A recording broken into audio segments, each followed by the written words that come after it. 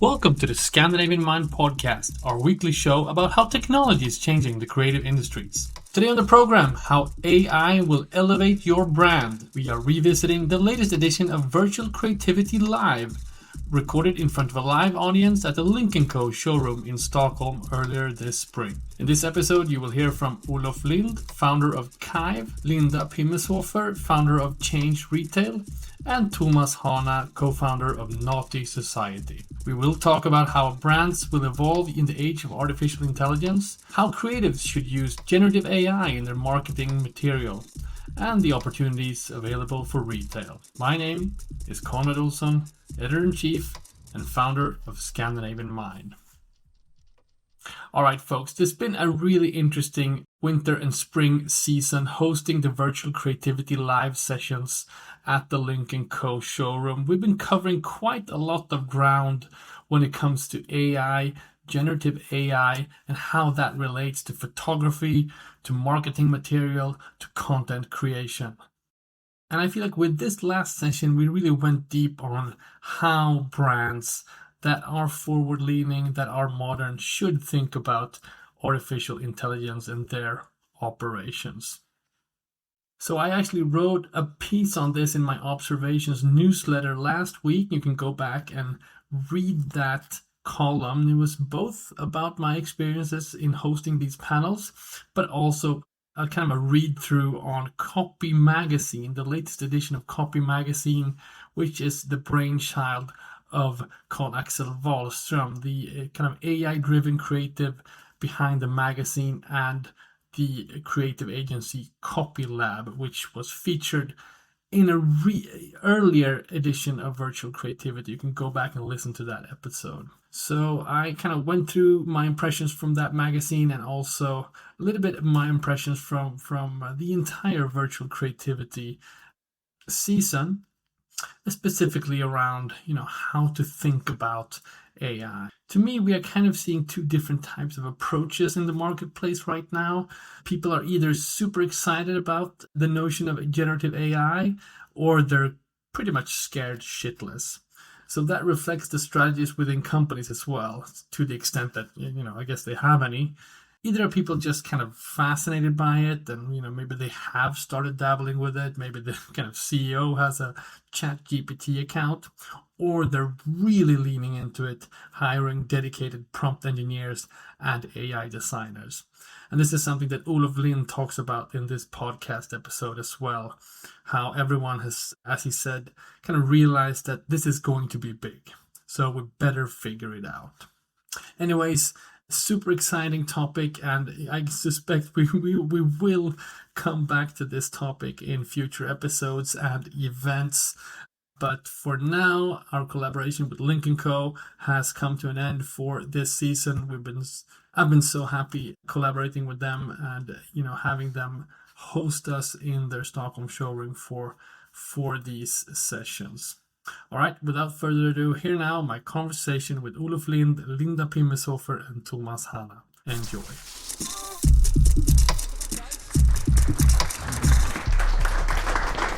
You all work and cover AI in various respects from your professional roles. OLOF, I'm going to start with you. You are the founder of something called Kive. I'll let you start by introducing what Kive is before I ask you some questions about this. Okay, so Kive is an online tool to manage creativity and brands and assets, and where you also can create new things with Gen AI. So it's a place to, it's kind of like a very smart new version of iPhoto, but for generative AI, right? Where it's everything that you make is very easy to find again and use as a starting point for something new. Good stuff. So since you are doing this, you're offering this service to the market, I think a good starting point is to hear you talk a little bit about how do you feel brands are doing when it comes to AI? This has been obviously on everyone's lips for like a year and a half now, but are people actually working with AI? Are they implementing it in their companies? What's your take on this? I think everyone's still kind of figuring it out. And most are very early on in that journey. Yeah. So I think most brands are in the figuring out phase and very early on in it. And they're trying to... Everyone has sort of realized that, oh, this is going to be big. And, oh, we better figure this out. And then they've done a few things. Most brands have done a few things, and they've played around in maybe one or two tools. So obviously ChatGPT and maybe Midjourney, and they've been playing with it. Some have come very far, but there are few, and they're doing very, very advanced things. Maybe we'll get back to it. Or... Maybe we can just describe that. But how would you describe a company that is on the forefront? How do they structure themselves? Do they create an AI department next to the comms department? What does that look like? Yeah. So what we've seen is that first off, it's that creative role is different in some ways. So they are creating a new role for AI creativity. And then they're creating training programs for it because it's a new way of thinking and new way of doing. And so those who are the furthest along have AI creatives, and then they have training programs to become an AI creative. And then those people work with AI tools to create new things in much faster, smarter ways. Let's do that as a cliffhanger and get back to what an AI creative is. I want to bring Thomas into this. Thomas Hanna, you're the co-founder of Naughty Society. Yes. I guess you could call yourself, do you call yourself an AI creator? Yeah, I mean, I don't know. An AI creator, it sounds like a very heavy word. AI is just a tool. We use the tool to enhance creativity. So I don't know if... Yeah, I don't like the AI creative. We've been as well called the AI, here comes the AI guys, or the AI dudes. I don't like that either. Like, it feels like we're not robots, I feel. The AI is just a tool. I have learned how to use it, and I tweak it the way I want to get whatever I want from it. So it's just a tool like any other tool out there. All right, well, describe the service you offer the market. It's a fairly new started company, as it's based here in Stockholm. So describe Naughty Society. What's the elevator pitch? So Naughty Society is a studio that is fully powered by AI. We replace cameras with ourselves, I would say, like ourselves and AI tools to create image, help creators to bring their ideas to life with the help of generative AI. That's how I would say what we do at Naughty Society. Wonderful. I'll ask you the same question as Olof. How does your clients perceive this? What type of clients do you work with, and how do they kind of buy your service? Are they far ahead? I'm sure if they're. Yeah, I think the difference between Kive and Naughty Society that Kive build a product and sell the product, we sell the service. So it's our job to actually take the client's hand and take them into the process step by step.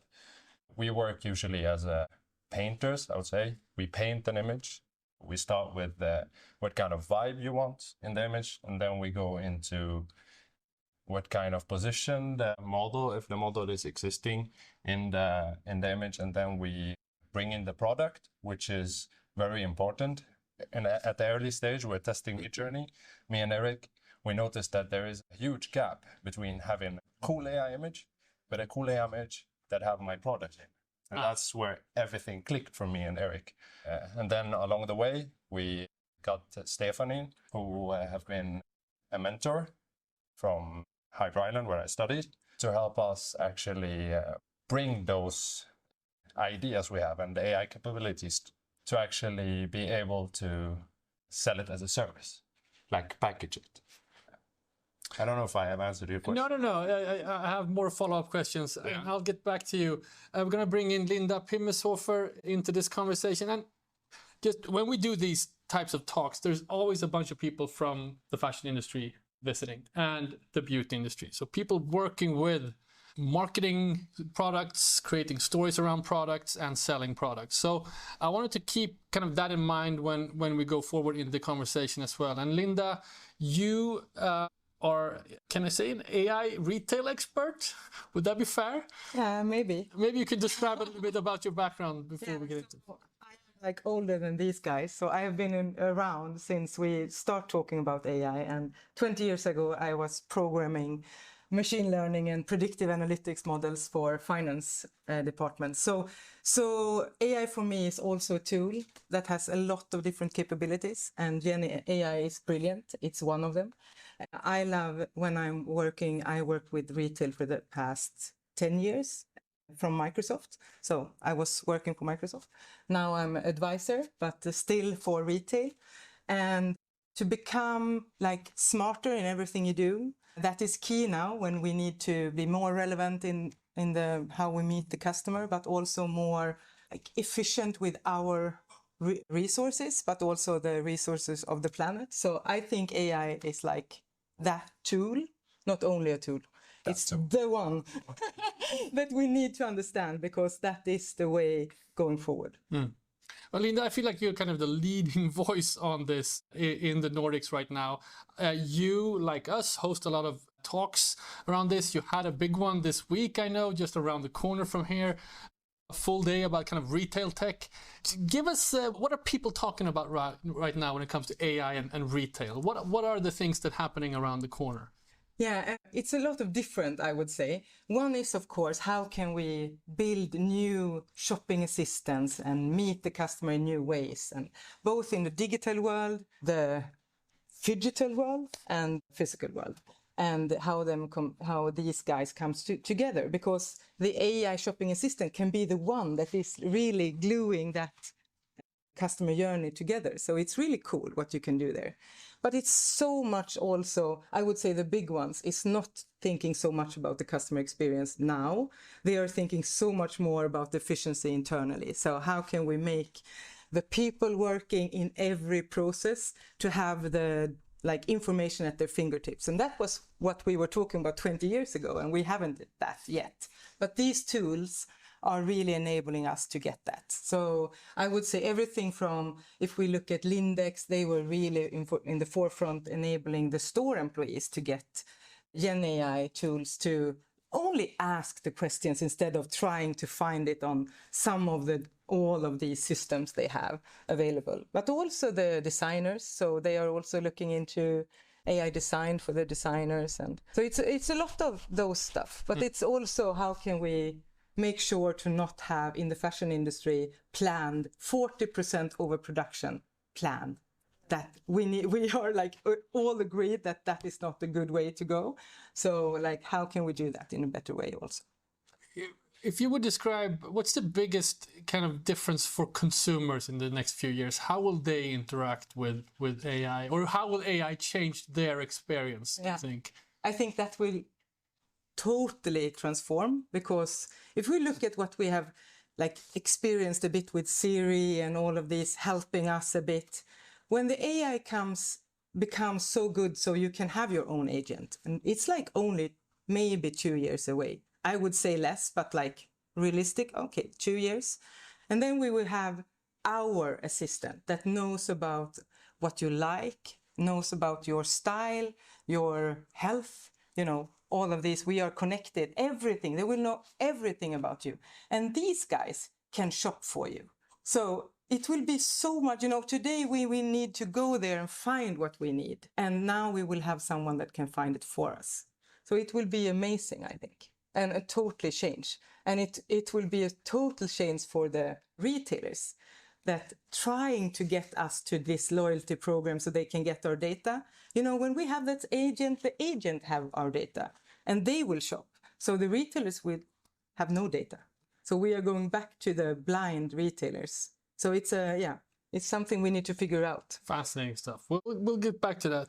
I want to come back to this notion of kind of the role of the creative. And I meet people in the industry, photographers, art directors. I mean, some are super excited and really leaning into it. Others are scared or kind of worried or just annoyed, I guess. I'm curious, both Olof and Thomas, what you're experiencing. Olof, maybe what's your take when you meet designers or photographers or creatives? How do they view these tools? I think they're either excited or terrified. Yeah. What's the percentage between those two? I mean, I think the majority are terrified, and then some are very excited, and hopefully more and more get excited. Wait, how do you, I'm sure you meet people, I don't know, at dinner parties and such, and they're like, oh, you're destroying my industry. Are you perceived as the Grim Reaper, or do you want to guide them and help them? I think some people maybe think that way, but I don't get it to my face that much. But you just wait after this talk. Yeah. But I think, there's a lot of emotions about it. But I think, once you've tried it, really tried it, and you see what it can do, then most people don't want to go back. The initial reaction is like, I hate that. And then you have to go over the threshold of a bit of pain and suffering. And then once you get past that, and you've really seen what it can do and what you can do with it, and you've got something that was better than you could have done without it, then I think most creators are very excited by that. Wonderful. Thomas, what's your take on this? I think, I kind of agree. There is a lot of people are terrified until they see results, until they see their product in an image, until they see what is AI bringing to the table. It's bringing today, like let's say normal production before, you need to plan, you need to go there, you need to shoot, you need to invest money, energy, all of those things.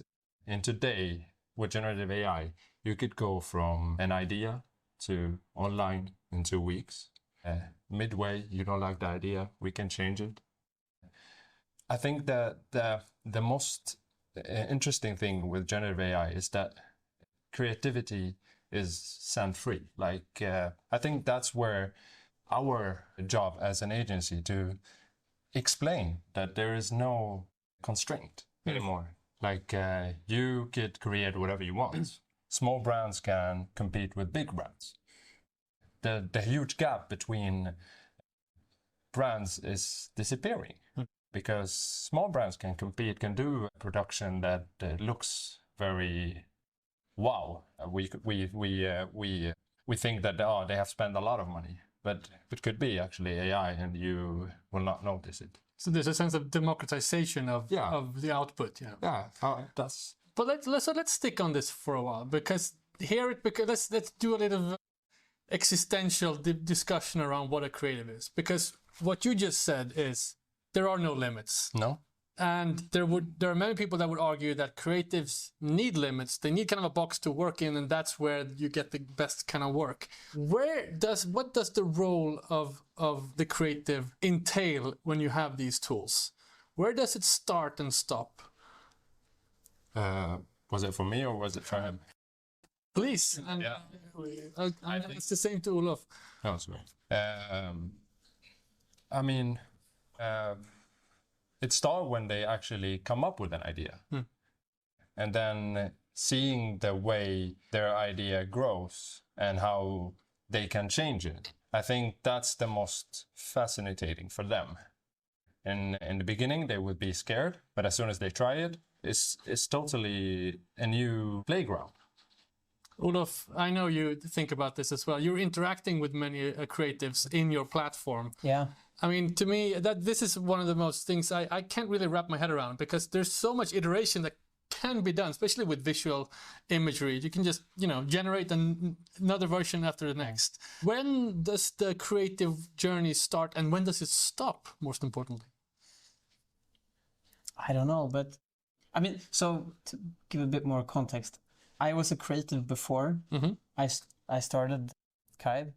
So I've been on the other side too. I was a filmmaker before, and I come from the production world where we used to, fly cars halfway around the world to shoot them in South Africa, which wasn't very good for the planet, right? But so in that sense, it's a lot better not to do that. But I think, first you have to ask what creativity is before you can ask what the role of a creative in the new world is. And I think that creativity is about exploration and about going somewhere new. And and I think creativity is not physical expression, it's intellectual expression. And so being creative or doing something creative is going somewhere where you haven't been before, and which is interesting and meaningful in some way, and then relaying that to other people. And I think if you have that definition, it's the same thing with AI, but now you have this, like you have a warp drive, super light speed engine where you can go super, super fast somewhere, but you still have to say like, oh, is this place interesting? Right. Does it mean something to me? And is it worth sharing this with other people? Let's get a little bit technical. I mean, one of the things that you do, Olof, with your service is I know you kind of want to gather different AI tools into one place. And this is where I think we have people here working as art directors and such. And I feel like we haven't really settled on the way of working yet. You know, when I dabble around with it, I just realize I have like 5 different tools and I have to still save it and copy paste it and upload it and so forth. Tell me how you work around that. There are popping up new tools every day. As anyone who subscribes to newsletters know, there are 20 new tools every day. And I think it's going to continue to be that way for some time. And you're going to switch. You're going to use something for a few months and then you have to switch because there's a new best tool. And then there's a new best tool and you keep switching. And so what we're trying to do is to help with some consistency through that. And so we have this great library where you can keep things, and you can keep the generations that you made and the prompts that you've thought out and all of the settings, so that all of that is not lost when you change a tool. Thomas, you can recognize yourselves in this. New tools all the time. Yeah. How do you navigate that? As you said, there is new tools every week. I think we have a different approach. We see each image as a problem, and which tool solves this problem best, we use that tool. So I wouldn't say that we stick with one tool or one. Yeah, each tool is better than the other tool in something. So it depends on what tool solve the problem best. Linda, we talked about how AI and new technologies, the opportunities almost become limitless in a way. When you advise brands on entering kind of the retail space and working with these new tools, where do you think they should start? What's the starting point of interacting with AI? Yeah, I always say that you have the problems of today, the problems are there already. So start with the problems you have and see which problems that is, cost most or giving you biggest pain. The one that you guys can really refers to is today you see the margins are shrinking in like fashion because like buying relevance and also producing all the content is getting so much more expensive, and that is really hurting the industry. So to use the tools to not try to buy relevance because it's not really possible, the young audience are too clever, and also to be more clever in how you produce content, that is a big win. So that is one way, and then it's this not producing stuff no one wants to buy, also a good place to start. So it's really the problem you already have, actually. Just look at them and try to solve them. It's easier nowadays to solve them, actually. So, yeah.